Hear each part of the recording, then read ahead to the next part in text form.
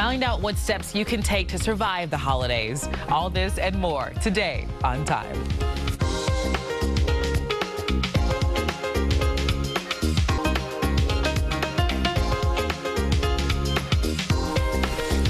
Good morning, I'm Gigi Barnett. Welcome to On Time. Well, the holidays are upon us, and for many, this is a very stressful time of year with extra financial pressures and family obligations that can seriously rock some relationships.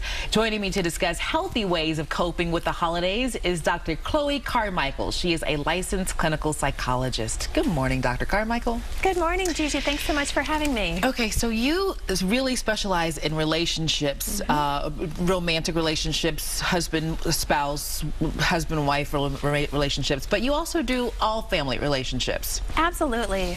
Okay, and so we're talking about the holidays. Why is it so stressful for particularly couples? Well, I think during the holidays, there's actually several major stressors for couples. One of them is about family building. So whether it's pop the question and get married or have a baby, sometimes there can be a lot of pressure to have a baby. And then, of course, we've also got issues like family conflict, which sometimes can even touch back to the issues about having a baby. And then finances as well are big holiday stressors.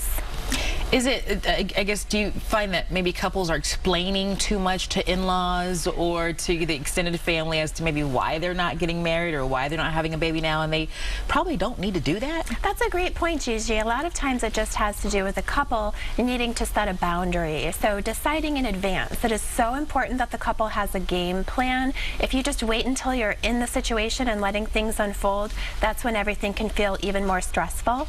So if you know that you've got in-laws that tend to always pressure you about where's my grandchild, you can have a conversation in advance with your spouse and say, what are we going to do when those inevitable baby making questions come up? And then you can have even just a little script where you might even literally join hands and say, Mom, we are just as eager as you, and you'll be the first to know. Right, right. What is it about those intimate gatherings? Maybe you're at the table or you're in the living room around the Christmas tree that just kind of make things get a little more dicey. Exactly. It can become a real pressure cooker situation because sometimes we do feel that need to have the most perfect holiday season. And of course, we're thrown together in situations with people that we might not even have seen for most of the year, or sometimes even by choice. Right. So it brings us together, which is great, but that can also add some relationship stress. Okay, so you said that there are get-togethers and how you can deal with them. You said couples should, number one, you said have a timeout Exactly. option? What is that? Sure, the timeout option is a really good one, actually. It's more for an individual. So say, for example, that you're going to the holidays and you have a difficult mother-in-law, but you don't want to let your tension with your mother-in-law get in the way of your husband spending time with her. Right. So you might in advance tell your husband, hey, when mother-in-law starts acting up, I'm going to go to the gym or I'm going to go for a walk. And that's going to be my timeout that I'm actually doing to support you spending time with your mom. And if you explain it that way in advance, then your husband can support you when you take your time out instead of just thinking you're going off to sulk. Yeah, I've often heard that it's easier, you know, when you have especially those obnoxious family members or the ones who are mean-spirited. You know, over the years you try to change them and try to explain to them, hey, I don't like that, or that's not fair, or please don't treat me that way, and they're just not getting it. I've often heard that it's just easier for you to change yourself. Is that true, or should you still try to work on them? What I would actually advocate is to change the approach. So if you have this predictably difficult relative, and the beauty of it is, again, that it is predictable, you know they're going to do it. And when you have somebody, say, from the in-law side that's picking on you, the worst thing about it isn't even usually the actual criticism from them. A lot of times it's wishing that your spouse would support you.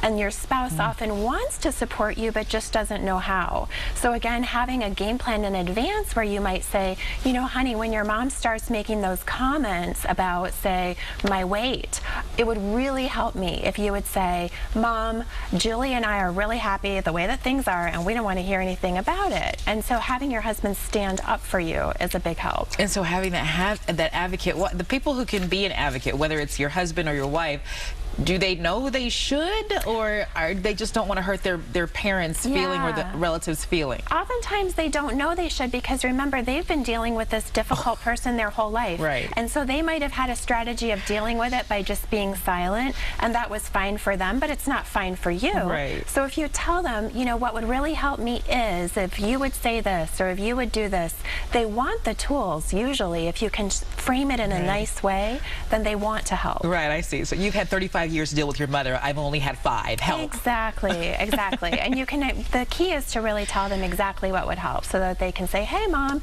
you know what, we actually are very happy the way that things are between us, and we just want to enjoy the holidays without that kind of discussion.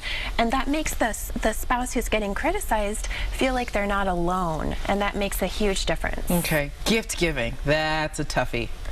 Because, I mean, you know, you may have, you know, you may want to give someone something, or maybe the budget says you can't. How do you finagle? What's the strategy for gift giving? Sure, gift giving is super loaded around the holidays, because we all want to give gifts. We all want to go over the top, but at the same time, we don't want that financial hangover. Right. So I encourage couples, again, to plan ahead. The more that we can plan ahead, the more that we can manage stress and work together as a team. So I actually encourage couples to have what I call a Santa party, where the two of you get together. Maybe you have some cocoa or some wine, whatever's best for you. Maybe some hard alcohol. Some food, some hard alcohol if need be. And you make a list together of all the people that you want to give gifts to, and just make it all on paper. Start putting dollar amounts next to their names, and you can kind of play with it that way when you've got that bird's eye view of the gift list and of the finances. And then once again, the beauty is that you're doing it as a team, and you're doing it in advance, which helps to keep the stress low. Okay. There are couples who really do want to, you know, announce that they're having a baby during the holidays because it's so fun and you've got everybody around, but they're having some difficulty, maybe getting there, getting pregnant. You said there was an app for that.